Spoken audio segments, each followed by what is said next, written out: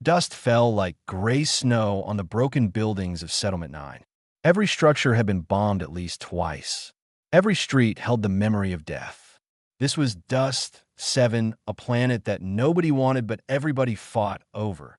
Anna Kowalski moved through the rubble with her medical bag. She was not looking for survivors. There were none left here. She was looking for supplies, anything useful that the bombing might have missed. Her unit waited 2 kilometers back. They had been fighting the Verati Dominion for 11 months now. 11 months of death and mud and the sound of plasma fire. Anna had stopped counting the soldiers she could not save. The number was too heavy to carry. She kicked aside a piece of metal roofing. Underneath, she found nothing but dust and broken glass. Then she heard it.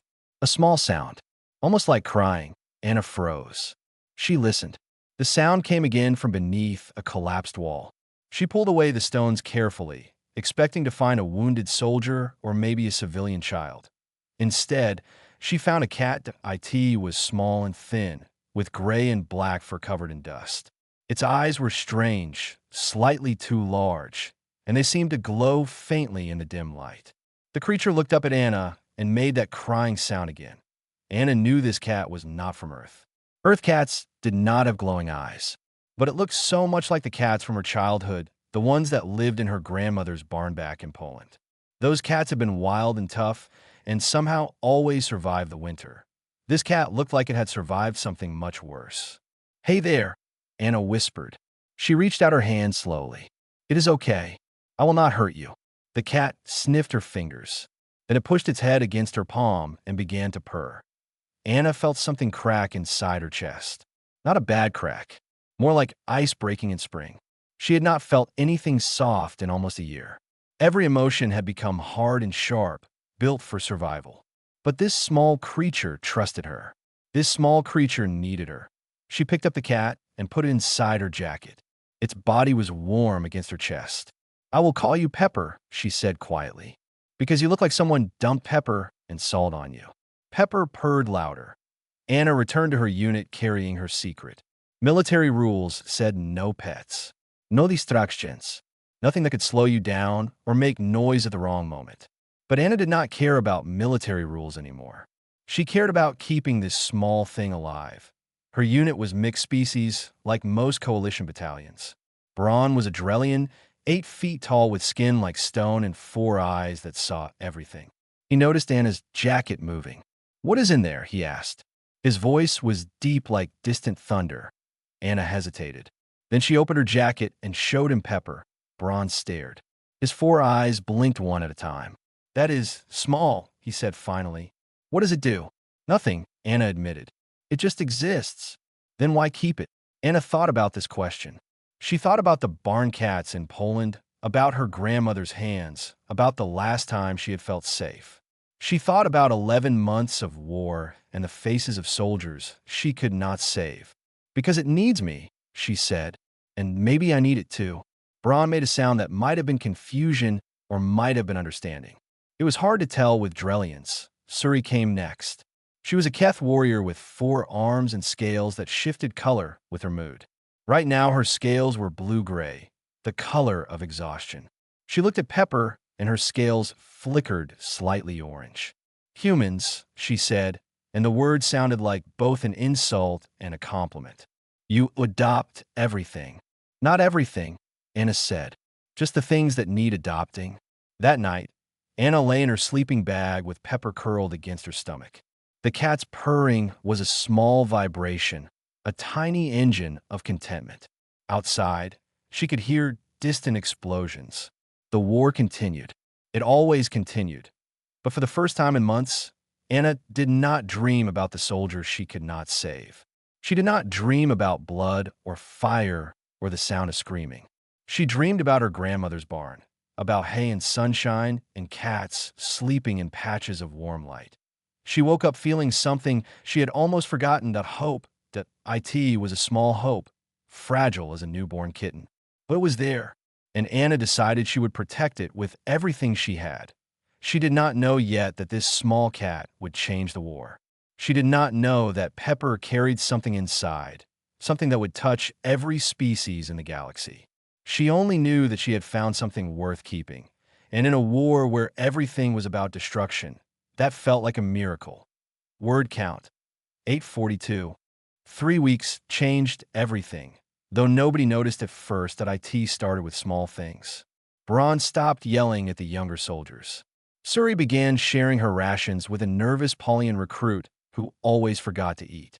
Two Drellians who had hated each other for years were seen playing a card game together. Anna noticed but said nothing. She was too busy hiding Pepper from the officers. The cat had become the unit's secret. Everyone knew about it. Nobody reported it. Soldiers would find excuses to visit Anna's tent. They would pretend to need medical advice or borrow equipment. But really they came to pet Pepper, to watch the cat chase shadows, to hear that small, rumbling purr. "It is strange," Braun told Anna one evening. "I do not understand why touching this creature makes me feel less heavy." Anna smiled. "Cats have that effect. But why? It serves no purpose. It cannot fight. It cannot heal wounds. It cannot even speak." "Maybe that is the point," Anna said.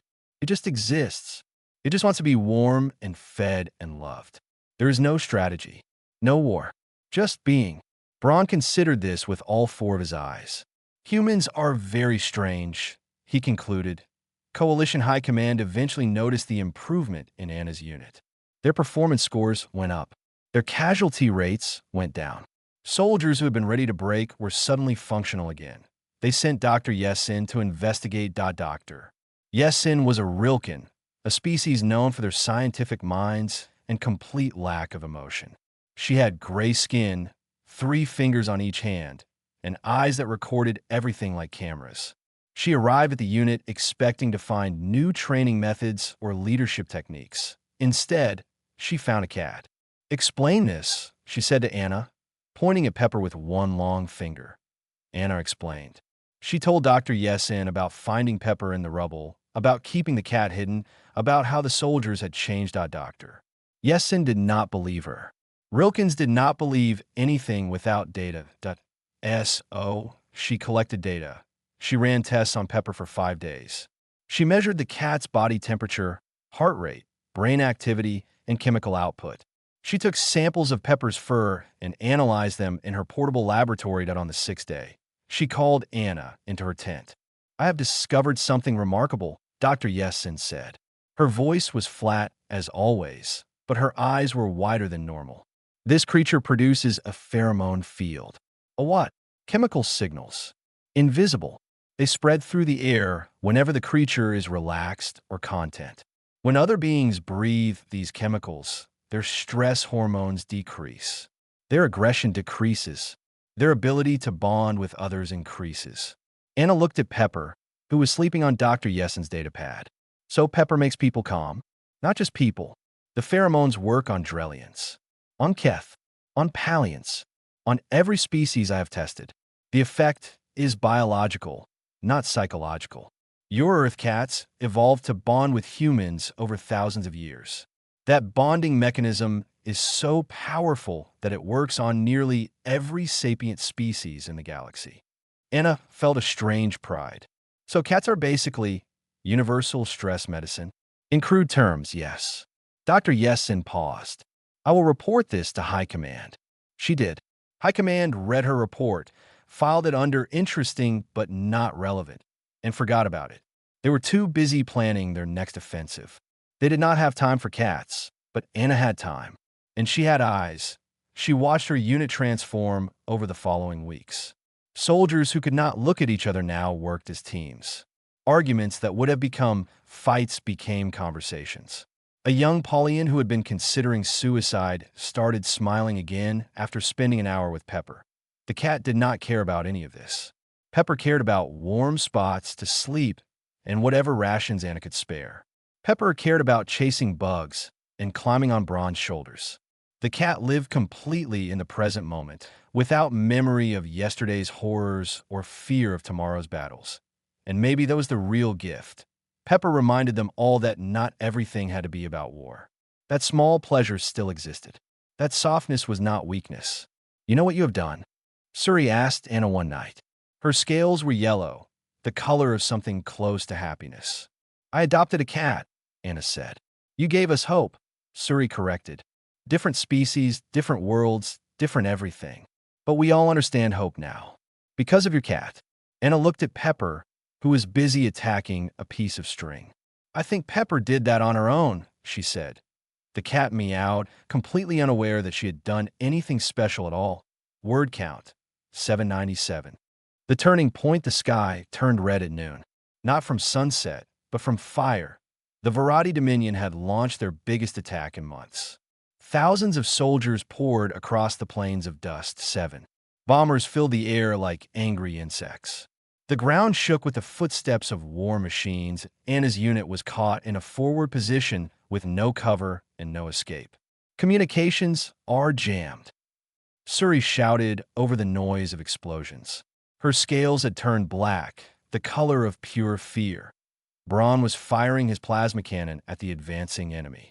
Reinforcements? Hours away, if they come at all. Anna grabbed her medical bag and ran toward a wounded Paulian. Plasma fire screamed past her head. The air smelled like burning metal and death. She had seen bad situations before, but this was different. This felt like the end. She patched up the Paulian as best she could. Then she checked her jacket for Pepper. The cat was still there, trembling against her chest. Anna felt guilty for bringing Pepper into this nightmare. It is okay, she whispered. I will keep you safe. But she was lying. She could not keep anyone safe. Not today. A bomb hit 20 meters away. The blast threw Anna to the ground. Her ears rang. Dust filled her lungs. She coughed and pushed herself up, checking for injuries. Then she realized her jacket was empty. Pepper! Anna screamed. She saw the cat running through the chaos. Gray and black fur, small body, glowing eyes bright with terror. Pepper was heading toward the Varadi lines. No, come back. Anna tried to follow, but Braun grabbed her arm. You will die, he shouted. I do not care. Then you will die for nothing. The cat is gone. Anna watched helplessly as Pepper disappeared into the smoke and fire. Her heart broke into pieces too small to count. She had promised to protect that cat. She had failed. The battle continued. It got worse. The Varadi advanced meter by meter. Anna's unit retreated to a small hill, their last defensive position. They had maybe 30 minutes before being overrun. Then something impossible happened. The Varadi stopped firing. Anna thought she was imagining it. The silence came so suddenly that her brain could not process it. One moment, plasma bolts were screaming through the air. The next moment, nothing. She looked down at the Varadi lines. The enemy's soldiers were lowering their weapons. They were looking at something on the ground that it was Pepper. The cat had walked right into the middle of the enemy formation. She was rubbing against the leg of a Varadi soldier, purring loud enough that Anna could hear it from 100 meters away. Nobody moved. Nobody breathed. The Varadi soldier knelt down slowly. He was huge, scarred, covered in battle armor that had seen decades of war. His name was Vortalin, though Anna did not know that yet. He reached out one massive hand toward the small cat. Pepper pushed her head against his palm. Vortalin made a sound. It was not a word in any language Anna knew. It was older than words. It was the sound of something breaking and healing at the same time. That he picked up Pepper carefully, as if the cat was made of glass. Then he stood and walked toward the coalition lines. In his other hand, he carried a white flag. Hold fire! Anna screamed. Everyone hold fire! Her unit obeyed. The Varadi obeyed too. Two armies that had been trying to kill each other moments ago now stood in complete silence. Watching a warrior carry a cat across a battlefield, Vortalin stopped in front of Anna. He was twice her size. His eyes were red and ancient and full of something she did not expect. Pain and hope. This creature, he said. His voice was rough, like stones grinding together. What is it? A cat, Anna said. From Earth. My planet. Cat. Vortalin repeated the word as if it was holy. We had creatures like this. Long ago, before we became what we are now. We call them Reksha. They brought peace to our homes. He looked at Pepper. The cat was purring in his massive arms. I had forgotten what peace felt like, Vortalin said. Until now. He knelt and placed Pepper gently in Anna's arms. Then he stood and faced his own army. "We will not fight today," he announced. "We will talk." The war did not end that day, but began to end. And it all started with a small cat who walked in the wrong place at exactly the right time. Word count, 773. Two tents faced each other across a line drawn in the dust. On one side, coalition officers. On the other, Variety commanders. Between them sat Anna and Vortalin. And Pepper. The ceasefire had lasted 3 days. Nobody trusted it. Coalition High Command thought it was a trick. The Variety generals thought their soldiers had gone mad. Both sides had weapons pointed at each other just beyond the negotiation zone. But inside the tents, something different was happening. Vortalin sat across from Anna. He was even bigger than she remembered. His body was covered in scars from 100 battles. His eyes had seen more death than any creature should see. But when he looked at Pepper, those ancient eyes became soft. "Tell me about the Reksha." Anna said that Vortalin was quiet for a long time. When he spoke, his voice was heavy with centuries of sorrow. "My people were not always warriors," he said. "Long ago, we lived simply. We farmed the red valleys of our homeworld. We raised animals for food and companionship. The Reksha were small creatures, like your cat. They lived in our homes. They slept beside our children. They made a sound, a rumbling sound, purring," Anna said. "Yes, purring. The sound of peace." He paused. His massive hands clenched into fists, then relaxed. Then came the first war. We had to fight to survive. Fighting became easier when we stopped caring. So we stopped caring. We killed the Reksha because they made us feel. Feeling was weakness. Weakness meant death. Anna felt cold. "You killed them all?" "Everyone. We burned their bodies and told ourselves we were stronger without them. We were wrong." Vortalin looked at Pepper. "We became monsters. We conquered world after world because we had forgotten how to do anything else. We could not stop. Stopping meant remembering what we had lost."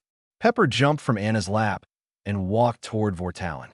The Variety commander flinched as if the small cat was a weapon. Then Pepper climbed into his lap and curled into a ball. The purring started, low and constant. Like a heartbeat, Vortalin sat perfectly still. Anna watched tears form in his red eyes. She had not known Variety could cry. "I remember now," he whispered. "I remember what we were before. What we could have been." The negotiations continued for 2 weeks. It was not easy. Both sides had lost too much. There was anger and grief and the weight of 11 months of war. Sometimes the talks nearly collapsed, but every day, Pepper wandered between the camps. The cat did not understand treaties or borders. Pepper only understood warmth and food and the pleasure of being petted by large hands. Soldiers from both sides began finding excuses to see the cat. They would stand in awkward silence. Enemies who had tried to kill each other days ago, united only by their desire to touch something soft and hear that rumbling purr.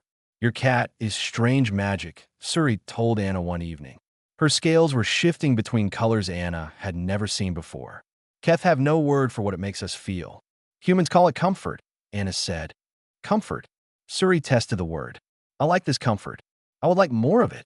Braun had a different reaction. The big Drellian had started building things. Not weapons, but small wooden toys. He would leave them where Pepper could find them. Balls, mice, little figures that rolled across the floor. "I used to make things before the war," Braun admitted. "I had forgotten." That was Pepper's real power, Anna realized. Not the pheromones, not the calming chemicals. The cat reminded people what they had lost, what they had buried under years of fighting, what they could find again if they just stopped destroying and started remembering that on the 15th day, Vortalin and the coalition commander signed a temporary peace agreement. It was not a final treaty. It was just a promise to stop shooting while both sides figured out what to do next. But it was enough. That night, Anna sat outside her tent with Pepper in her lap. The sky was dark and filled with stars. Somewhere out, there were 100 worlds still at war. But here, right now, there was silence. Vortalin appeared from the shadows. He sat beside her without speaking. For a long time, they watched the stars together. "What happens now?" Anna asked. "I do not know," Vortalin said. "But for the first time in centuries, I want to find out." Pepper purred. The sound filled the silence perfectly. Word count, 770. Word spread faster than light. IT began as rumors in military camps and trading stations. A human soldier with a strange Earth creature. A Varadi commander who stopped a battle. A ceasefire that nobody could explain. Then came the videos. Someone had recorded Pepper walking across the battlefield. Someone else had captured Vortalin crying as the cat sat in his lap. The images traveled from world to world, shared billions of times. The galaxy paid attention, the doctor. Yessen's research was pulled from the forgotten files of Coalition Command. Suddenly, everyone wanted to read about cat pheromones and cross-species bonding. Scientists across 100 worlds began studying Earth's companion animals with new interest. What they found changed everything. Humans, it turned out, were unusual. Not because they were strong or smart or technologically advanced. The galaxy had plenty of strong, smart, advanced species. Humans were unusual because they adopted things. Other species kept animals for food or work. Humans kept animals for love. They built relationships with creatures that could not speak, could not help them, could not offer anything except presence. They called these creatures pets and treated them like family. This ability, dismissed for centuries as sentimental foolishness, was actually remarkable. Humans had evolved to form bonds across species barriers. They could look at something completely different from themselves and decide to love it anyway. And that love was contagious. The ripple effect spread. On Vortalin's homeworld, young Varadi began asking dangerous questions. Why do we fight? What are we fighting for? What do we lose when we kill the Reksha? Vortalin, once a feared warrior, became something even more powerful. A symbol of change, he traveled between Varadi colonies carrying a small hologram of Pepper. He showed it to crowds of his people and told them the story of the cat that stopped a battle. Some laughed at him. Some called him a traitor. But many listened. We were taught that softness is weakness, Vortalin would say. But look at what our hardness has given us. Empty victories. Dead worlds. Children who have never known peace. Is that strength?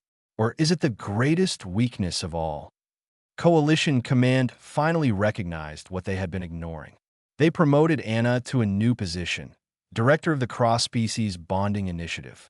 Her mission was to study and teach the human ability to form connections with other beings. Anna accepted, but she had one condition. Pepper comes with me, she said. Pepper did not care about promotions or initiatives.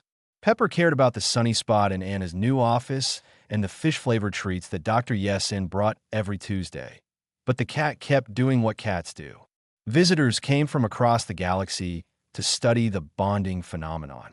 They would sit in Anna's office, taking notes and conducting experiments, and Pepper would climb into their laps uninvited. Some visitors were nervous. Some were afraid. But almost all of them left with something they had not expected. A memory of warmth, of soft fur, of a small creature that asked nothing except to be near them. It is not the pheromones, Anna explained to a Rilken delegation. The pheromones help, but they are not the real cause. The real cause is choice. Pepper chooses to trust. Every time the cat approaches a stranger, it is making a choice to believe that stranger will be kind. That choice, it reminds us that we have choices too. The Rilken delegates did not fully understand. Their species was logical to the point of emotional blindness. But they watched Pepper play with a piece of string, and something in their calculations shifted. Perhaps they concluded there were factors they had not included in their models that a year passed. Then, too, the war on dust. 7 remained frozen in ceasefire. Other conflicts across the galaxy began showing cracks. Here and there, soldiers put down their weapons not because they were ordered to, but because they wanted to. Not every world found peace. The universe was still vast and violent and full of old hatreds. But something had shifted. A tiny crack had appeared in the machinery of war. And at the center of that crack sat a cat who had once been astray, who still did not understand why everyone wanted to pet her, and who purred through it all with complete, perfect, indifferent contentment. Word count: 732. 5 years later, the galaxy gathered to watch something nobody had believed possible. The ceremony took place on Dust 7, on the same ground where the war had almost ended Anna's unit forever. The bombed buildings had been cleared. The dust had been washed away by rains that nobody thought the planet could produce. Green things were beginning to grow in soil that had known only death. Representatives from every coalition species stood in rows beneath a newly built pavilion. Drellians beside Keth, Rilkins beside Palians, and dozens of others whose names Anna still could not pronounce. They had come to witness history. The Varadi Dominion was joining the Galactic Coalition, not as conquered enemies, not as reluctant prisoners, as partners. Vortalin walked to the signing table. He wore ceremonial armor, but it was different from the battle gear Anna remembered. This armor was decorated with symbols of peace, ancient designs that the Varadi had not used in centuries. Designs from before they became conquerors that he looked older. The past 5 years had been hard. Leading a peace movement inside the Dominion had cost him friends, allies, and nearly his life. Some Varadi still called him a traitor, but more called him something else, Talon, the Rememberer, the one who helped them remember what they had lost. Anna stood beside him at the table. She wore her coalition uniform, now decorated with symbols from a dozen grateful worlds. Her hair had gone gray at the temples. Leading the cross-species bonding initiative had been the hardest work of her life, but it had also been the most meaningful. In her arms, she held Pepper. The cat was old now. Her eyes did not glow as brightly as they once had. Her fur was thinner, and she moved more slowly, but she still purred. That small motor still ran, filling the silence with its ancient, comforting sound of Talon signed the treaty first. His signature was large and deliberate. When he finished, he looked at Pepper and smiled. Anna had learned to read Varadi expressions over the years. That smile meant gratitude. The coalition commander signed next. Then representatives from each species added their marks. The process took an hour. Pepper fell asleep halfway through. When it was done, Anna was asked to speak. She had not planned anything. Speeches were not her strength. But she stood at the podium and looked out at the gathered species, at faces from worlds she had never visited, speaking languages she could not understand, all united in this moment of peace. 5 years ago, she said, I found a stray cat in the rubble of a bombed settlement. I did not save her because she was useful. I saved her because she was alive, and she needed help, and that was enough. She paused. The crowd was silent. We did not win this war with bigger guns or better ships. We did not win through strategy or strength. We won because a small creature reminded us what we were fighting for. Not territory, not resources, not revenge. Anna held up Pepper. The cat woke up briefly, looked at the crowd with supreme disinterest, and went back to sleep. We were fighting for the right to be kind, the right to choose softness over hardness, the right to love something smaller than ourselves and let that love change us. She looked at Vortalin. The ancient warrior had tears in his red eyes again. My grandmother used to say that you can judge a society by how it treats its weakest members. For too long, the galaxy judged weakness as something to be destroyed. But weakness is not the opposite of strength. Cruelty is, and kindness, the choice to protect instead of harm. That is the greatest strength of all. Anna stepped down from the podium. The crowd began to applaud, a strange mix of clapping and clicking and humming that somehow worked together. Later, after the ceremony, Anna sat alone with Pepper in the place where she had first found the cat. The rubble was gone. Grass was growing. A small stream ran through what had been a war zone. Pepper purred in her lap, old and tired and perfectly content. We did good, did we not? Anna whispered. Pepper did not answer. Cats never do. But Anna thought she understood anyway. Somewhere in the crowd, a Varadi child was asking her parents if they could get a pet. The parents looked at each other, confused by the question, unsure how to answer. Then they smiled. Yes, they said, we can get a pet. The war was over. The rebuilding had begun. And it all started with a stray cat who wandered onto a battlefield and chose to trust. Word count, 786, the end.